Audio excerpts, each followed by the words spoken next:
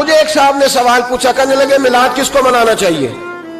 میں نے کہا اس بیٹی کو منانا چاہیے میلاد جو زندہ ہوتی تھی تو دفن کر دیا جاتا تھا، پر میرے رسول نے فرمایا اب جو بیٹی پالے گا نا میں اس کا بازو پکڑ کے جنت میں ساتھ لے کے جاؤں گا۔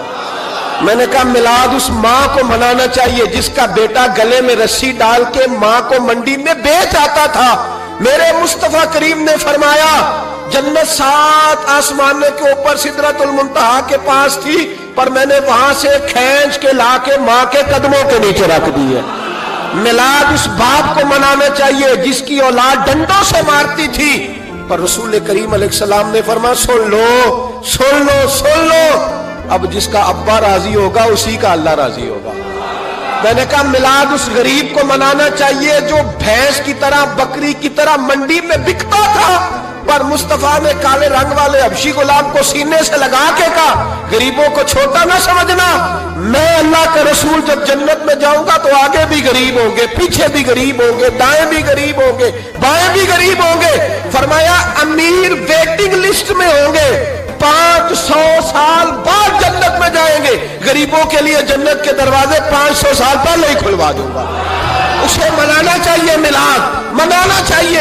اور میں نے کہا مولوی سن تجھے پوچھتا کوئی نہ، تیرا ذکر کوئی نہ کرتا، لیکن تو ممبر پہ بیٹھا ہے، تو محمد عربی کے نام کا کھا رہا ہے، تو علی کے نام کا کھا رہا ہے، تو عمر عثمان اور ابو بکر کے نام کا کھا رہا ہے، تو حسنین کا صدقہ کھا رہا ہے۔ تجھے نہ تیری کبھی کسی نے برادری پوچھی، نہ کبھی تیرا کسی نے ایڈریس پوچھا، نہ کبھی کسی نے تیری سند پوچھی، لوگ تیرے نعرے لگاتے ہیں، لوگ تیرے ہاتھ چومتے ہیں، پھر مان جا کہ تجھے صبح بھی میلاد منانا ہے، شام بھی میلاد منانا ہے، اور تجھے یہ کہنا چاہیے خس خس جنہ قدر نہیں میرا ایتے صاحب نو وڈیائیاں میں گلیاں دا روڑا کوڑا، ایتے محل چڑھایا سائیاں، تیرا کام تھا تیری آنکھیں بھیگی رہتی۔ اور اس بوڑھے کو بھی میلاد منانا چاہیے جس کے بارے میں میرے نبی پاک نے فرمایا سفید داڑھی والے کی جس نے عزت کی اس نے تو رب کی عزت کی، اس نے تو رب کی عزت کی میرے بھائی۔ اس مزدور کو بھی میلاد منانا چاہیے جس کے بارے میں نبی پاک نے فرمایا جو اپنے ہاتھوں پہ چھالے ڈال کے مزدوری کرتا ہے میں نے تو اسے رب کریم کا دوست بنا دیا ہے۔ ہر اس طبقے کو میلاد منانا چاہیے جسے میرے رسول نے عزت عطا فرمائی۔ اس بہن کو بھی میلاد منانا چاہیے جس کے بارے میں نبی پاک نے فرمایا اگر کسی کا باپ چلا جائے اور اس کے حصے میں بہنیں آ جائیں، 4 بہنیں، 3 بہنیں یا 2 بہنیں بیاہ کے جو آیا تم پہ سے، میرے محبوب نے فرمایا میری انگلیاں جڑی ہوئی ہیں نا اس طرح میں اسے اپنے ساتھ جوڑ کے جنت میں لے کے جاؤں گا۔ اس بہن کو میلاد نہیں منانا چاہیے۔ میرے رسول پاک نے فرمایا جس کی بیٹی واپس آ جائے، طلاق ہو گئی یا بیوہ ہو گئی، واپس آ گئی، نہ بچ سکی واپس آ گئی، فرمایا واپس آنے والی بیٹی کی جو باپ خدمت کرے گا میرے رسول پاک فرماتے ہیں میں قیامت میں اس کا سفارشی بنوں گا۔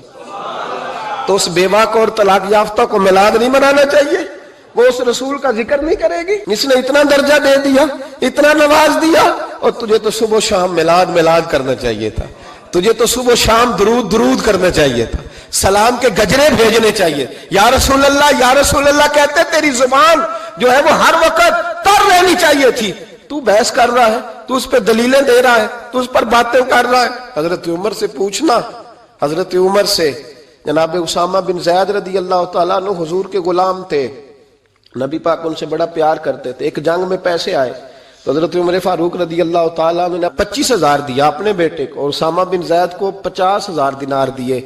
بیٹا کہنے لگا ابا جی وہ تو چھوٹے ہیں میں بڑا ہوں، وہ حضور کے زمانے میں بچے تھے میں جہاد کرتا تھا، یہ آپ نے کیا کیا؟ تو حضرت عمر رو پڑے، کہنے لگے بیٹا یہ تیرے باپ کے سر پر جو عزت کے بال ہیں یہ مصطفیٰ کے اگائے ہوئے ہیں۔ نبی پاک اسامہ سے نبی پاک کا پیار بڑا تھا، حضور کی محبت بڑی تھی۔ بیٹا اس کے ناک سے رینٹ نکلتی تھی تو رسول پاک اپنے ہاتھوں سے صاف کر دیتے تھے، حضور اس کو گود پہ بٹھاتے تھے۔ میں کیسے بھول جاؤں رسول پاک کے احسانات کیسے۔ حضرت عمر جا رہے تھے تو مکے کے رستے میں ایک تنا آیا، کھجور کا خشک تنا، حضرت عمر نے اس کو بازوؤں میں لے کے رونا شروع کر دیا۔ عمر کیا ہوا؟ کہنے لگے یہاں تو میں اونٹ چرایا کرتا تھا، یہاں اور میرا باپ مجھے مارا کرتا تھا، دیکھو آج عمر نعرہ لگاتا ہے تو کیسر و کسرا کام، او بھائی اصلہ نال جے نیکی کریے، ہاں اصلہ نال जे असला नाल जे नेकी करिए ते वो नस्लां ताक नहीं भुल दे, हां बेअसला नाल नेकी करिए ते फुल कंडियां नाल तोल दे। और सुन, तेरी दुनिया भी हुजूर के सदके बनी और तेरी कब्र में भी कोई साथ नहीं जाएगा, कोई साथ नहीं जाएगा। कब्र में भी मुस्तफा करीम सल्लल्लाहु, और देखना कब्र के अंदर भी कभी कोई गया है? कब्र में भी रसूल पाक, कब्र में भी रसूल पाक, कब्र में भी रसूल पाक। मेरे उस्ताद फरमाया करते थे, बताओ जिस कब्र में नबी पाक आएंगे वहां अजाब क्या होना है? जब हुजूर ही आ गए तो अजाब क्या होना है? नबी पाक तो जिधर से गुजर जाए रब वो जगह जन्नत बना देता है, वहां क्या अजाब होना है? वहां तो दीदार होना है। तेरी कब्र में भी नबी पाक। और हुजूर ने फरमाया मिजान अमल पे अमल तुलेंगे तो फिर भी मैं तुम्हारे पास हूंगा। हुजूर अलैहिस्सलाम ने फरमाया पुल सिरात से गुजरोगे तो फिर भी मैं तुम्हारे पास हूंगा। और मेरे रसूल पाक अलैहिस्सलाम ने फरमाया जब तुम जन्नत में जाने लगोगे तो फिर भी मैं तुम्हारे।